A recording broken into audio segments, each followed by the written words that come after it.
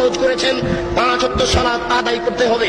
সংক্ষিপ্ত বিবরণে বুঝলাম আল্লাহ তাআলা সালাত ফরজ করেছেন, নবী সালাত ফরজ করেছেন, সালাত আদায় করতেই হবে। ওযু করে নামাজ পড়তে হয়, পানি পাওয়া যায় না, বিনা ওযুতেই সালাত আদায় করতে হবে। পানিও নাই, মাটিও নাই, বিনা ওযুতে বিনা তায়াম্মুমে সালাত আদায় করতে হবে। পরিষ্কার কাপড় পরে সালাত আদায় করতে হয়। পরিষ্কার কাপড় নেই, যেই কাপড়ে পেশাব পায়খানা লেগে আছে, যেই প্যান্টে পেশাব লেগে আছে, আর কোনো পরিষ্কার কাপড় নেই, এই পেশাবওয়ালা কাপড়ে সালাত আদায় করতে হবে। পরিষ্কারও নেই, অপরিষ্কারও নেই, কোনো কাপড়ই নেই। ইরাকের কারাগারে ওই শয়তানেরা উলঙ্গ করে রেখেছে ওই মুসলমান ভাইকে, ও এখন এই উলঙ্গ অবস্থাতেই সালাত আদায় করবে। এটাই রাসূলের আদেশ। একজন মহিলা ও পুরুষ পরিষ্কার কাপড় পরে সালাত আদায় করবে। পরিষ্কার নেই, অপরিষ্কার কাপড় পরে সালাত আদায় করবে। পরিষ্কারও নেই, অপরিষ্কারও নেই, কোনো কাপড়ই নেই, উলঙ্গ নগ্ন অবস্থায় সালাত আদায় করবে, করতেই হবে। পশ্চিম দিকে মুখ করে সালাত আদায় করতে হয়। পশ্চিম বোঝা যায় না, দিনে পশ্চিমে সালাত আদায় করতে হবে। শত্রু তাড়া দিয়েছে, দৌড়ানো অবস্থায় সালাত আদায় করতে হবে। দাঁড়িয়ে সালাত আদায় করতে হয়, দাঁড়িয়ে থাকা যায় না, বসে সালাত আদায় করতে হবে।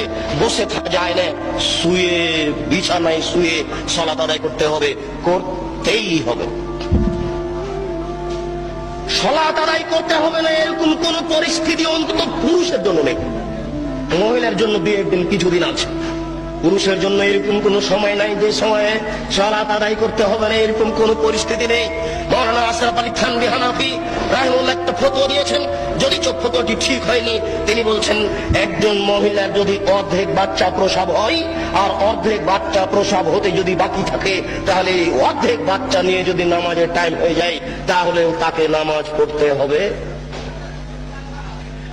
আমরা এইভাবে বলিনি, আমরা বলেছি একজন মহিলার প্রসব বেদনা উঠেছে, প্রসব বেদনার সাথে সাথে যদি রক্তস্রাব সাদা কিছু ভেঙে আসে, তাহলে তাকে সালাত আদায় করতে হবে না।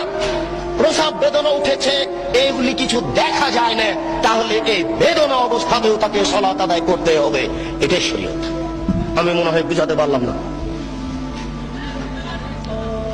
বলছিলাম এই সংক্ষিপ্ত বিবরণে যে কোনো মূল্যে সালাত আদায় করতে হবে। হে উপস্থিত বৈঠকের দিনই মুসলিম ভাই ও বোন, এই মাইকের আওয়াজ যতদূর পর্যন্ত যাচ্ছে, সকল দিনই ভাই ও বোনকে বিনীতভাবে বলছি, দয়া করে আপনি একটু নিজের কাজের জন্য প্রস্তুতি গ্রহণ করুন। ভুল হচ্ছে, আপনার রাত্রি 2টা-3টায় ঘুমানো দেখে আমিও খুব কষ্ট পাই। দেখুন, জীব জন্তু পশু প্রাণী সবাই আল্লাহকে মূল্যায়ন করেন, সবাই আল্লাহকে দাম দেয়, কিন্তু আদম সন্তান আল্লাহর কোনো 5 পয়সা দাম দিতে চায় না। ও একেবারে এশার সালাতের পরে ঘুমানোর কথা ছিল, ঘুমাচ্ছে রাত 2টার সময়, 3টার সময়, সবাই টিভি ভিসিআর নিয়ে ব্যস্ত। সকাল 8টায় উঠছে, আল্লাহকে ডাকতে হবে, আল্লাহর কাছে কিছু চাইতে হবে, প্রার্থনা করতে হবে, ক্ষমা চাওয়ার কিছু কথা বলতে হবে। এটা কেউ পরোয়া করে না, বিবেচনা করা উচিত ছিল। সংক্ষিপ্ত বিবরণ, যারা সালাত আদায় করে না তারা কেমন? নবী করিম সাল্লাল্লাহু আলাইহি সাল্লাম বলেন, মান তারাকা সালাত মুতাআম্মিদান ফাকাদ কাফার। কেউ যদি ইচ্ছাকৃত সালাত ছেড়ে দেয়, তাহলে সে কাফের হয়ে গেল। রাসূল সাল্লাল্লাহু আলাইহি ওয়াসাল্লাম এক বৈঠকে বলেন, বাইরে রাত ওয়া কুফরে তারকু সালাত। যারা সালাত আদায় করে আর যারা সালাত আদায় করে না, এদের পার্থক্য হচ্ছে যারা সালাত আদায় করে তারা মুসলমান, যারা সালাত আদায় করে না তারা কাফের। আল্লাহ রাসূল এভাবে বলছেন। আসহাবু মুহাম্মাদিন সাল্লাল্লাহু আলাইহি সাল্লাম লা ইয়ারাউনা তারকুল কুফরুন গায়রা সালাত। মুহাম্মদ সাল্লাল্লাহু আলাইহি সাল্লামের সঙ্গী সাথীরা সালাত ব্যতীত অন্য কিছু ছেড়ে দিলে কাফের মনে করতেন না, কিন্তু সালাত